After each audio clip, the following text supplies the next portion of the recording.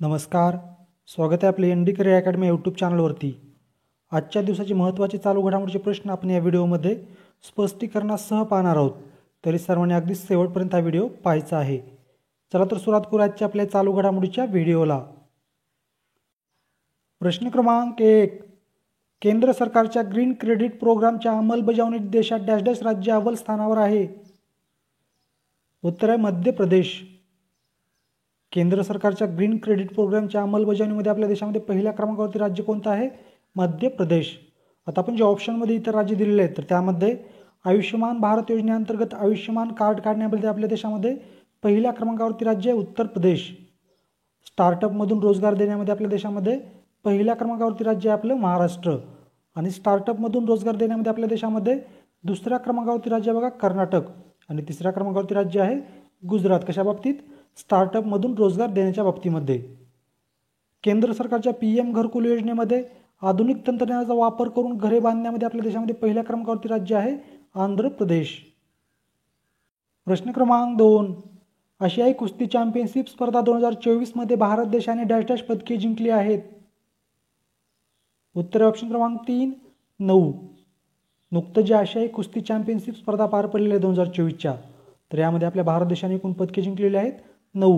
या 9 पदकापैकी जर बघितलं तर 4 रौप्य पदके जिंकले आहेत आपल्या भारत देशाने आणि 5 कांस्य पदके, असे एकूण किती पदके जिंकलेली आहेत या स्पर्धेमध्ये? तर एकूण 9 पदके जिंकलेली आहेत। या स्पर्धेमध्ये सर्वाधिक पदके जे आहेत तर ते जपान या देशाने जिंकलेले आहेत बघा, 18 पदके जिंकलेले आहेत आशियाई कुस्ती चॅम्पियनशिप स्पर्धेमध्ये। या आशियाई कुस्ती चॅम्पियनशिप स्पर्धेची सुरुवात जी आहे तर ती 1979 साली करण्यात आली होती। आणि या स्पर्धेमध्ये महिलांचा सहभाग म्हणजे महिलांची कुस्ती स्पर्धा जी आहे तर ती प्रथम 1996 साली घेण्यात आली होती। 2024ची ही या स्पर्धेची 37व्या क्रमांकाची आवृत्ती होती, जी की पार पडलेली आहे किर्गिस्तानमधील बिस्केक या ठिकाणी। यानंतर पाहूयात पुढील प्रश्न। प्रश्न क्रमांक 3, देशातील मुलांना ट्रेनिंग आणि नोकरी देण्यासाठी केंद्र सरकारने डॅश डॅश पोर्टल सुरू केले आहे। उत्तर आहे स्वयं प्लस पोर्टल। आपल्या देशातील मुलांना ट्रेनिंग आणि नोकरी देण्यासाठी केंद्र सरकारने एक नुकतंच पोर्टल सुरू केलेलं आहे।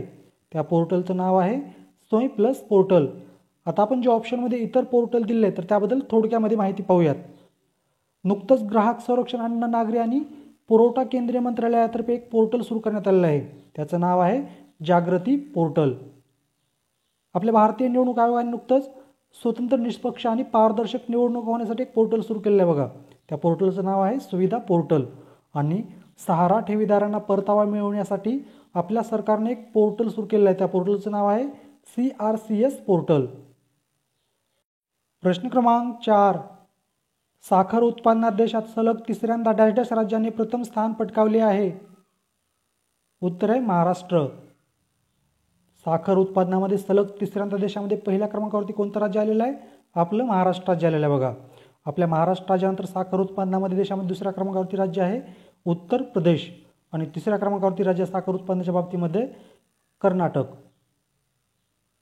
प्रश्न क्रमांक 5, फायर डिटेक्शन सिस्टीम ही यंत्रणा असणारा देशातील एकमेव व्याघ्र प्रकल्प डॅश डॅश हा ठरणार आहे। याचं उत्तर आहे ऑप्शन क्रमांक 1, पेंच व्याघ्र प्रकल्प। फायर डिटेक्शन सिस्टीम ही यंत्रणा असणारा आपल्या देशातील एकमेव व्याघ्र प्रकल्प कोणता ठरणार आहे? आपल्या महाराष्ट्र राज्यातील नागपूर या ठिकाणचा पेंच व्याघ्र प्रकल्प।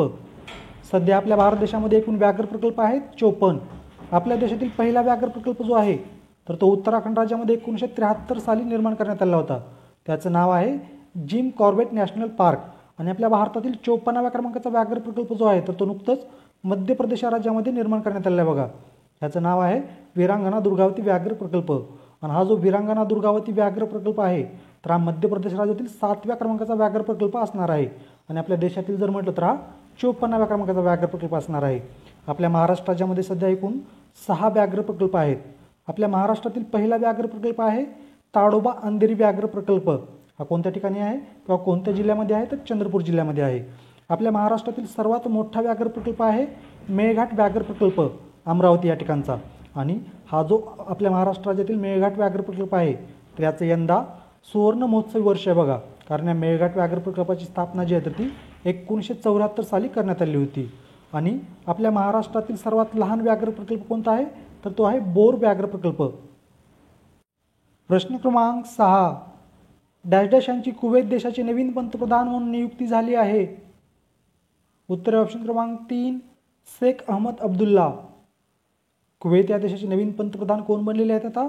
तर शेख अहमद अब्दुल्ला. कुवेत या देशाचे सध्या पंतप्रधान जे होते शेख मोहम्मद यांनी आपल्या पदाचा राजीनामा दिलेला आहे आणि त्यामुळेच कुवेत या देशाचे नवीन पंतप्रधान बनलेले आहे शेख अहमद अब्दुल्ला. कुवेत या देशाची राजधानी आहे कुवेत शहर आणि कुवेत या देशाचं राष्ट्रीय चलन आहे कुवेती दिनार. आता यावरून तुम्हाला एक गोष्ट आठवली असेल, आपल्या जगातील सर्वात महागडं चलन जे आहे तर ते आहे कुवेती दिनार.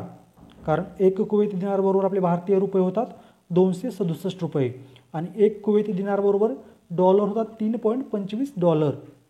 कुवेत हा जगातील सर्वात मोठा तेल निर्यातदार देश आहे बघा. प्रश्न क्रमांक 7. दरवर्षी जागतिक वारसा दिन डॅश डॅश रोजी साजरा करण्यात येतो? याचं उत्तर आहे 18 एप्रिल. 18 एप्रिल हा जो दिवस आहे तर हा दिवस आपण दरवर्षी जागतिक वारसा दिन म्हणजेच वर्ल्ड हेरिटेज डे म्हणून साजरा करत असतो. याची सुरुवात 1983 सालापासून करण्यात आली आहे आणि 2024ला आपण जो जागतिक वारसा दिन साजरा केला आहे तर या दिवसाची थीम आहे डिस्कवर अँड एक्सपिरियन्स डायव्हर्सिटी म्हणजेच विविधता शोधा आणि अनुभवा. याचबरोबर 18 एप्रिल हा जो दिवस आहे तर हा दिवस आपण आपल्या देशामध्ये राष्ट्रीय व्यायाम दिन म्हणून साजरा करत असतो. भारतातील हे जागतिक वारसा दर्जा प्राप्त स्थळ आहेत सध्या 42 आणि या 42 पैकी आपल्या महाराष्ट्रातील जागतिक वारसा दर्जा प्राप्त स्थळे आहेत 5. प्रश्न क्रमांक 8. भारत पेने डॅश डॅश यांची नवीन CEO म्हणून नियुक्ती केली आहे? उत्तर आहे नलिन नेगी. भारत पेने कोणाची नवीन CEO म्हणून नियुक्ती केलेली आहे? नलिन नेगी यांची. भारत पेची स्थापना जी आहे तर ती एप्रिल 2018 करण्यात आली होती.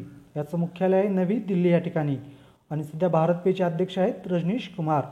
भारत पेचे संस्थापक कोण आहेत तर त्यामध्ये एक आहेत अश्नीर ग्रोव्हर, दुसरे आहेत शाश्वत नाकराणी आणि तिसरे आहेत भाविक कोलाडिया. प्रश्न क्रमांक 9. मेन 5 CV ही मेंदूज्वराविरुद्ध जगातील पहिली लस डॅश डॅश या देशाने विकसित केली आहे? याचं उत्तर ऑप्शन क्रमांक 4 नायजेरिया. मेन 5 CV ही जी मेंदूज्वराविरुद्ध जगातील पहिली लस आहे तरी कोणत्या देशाने विकसित केलेली आहे? नायजेरिया या देशाने.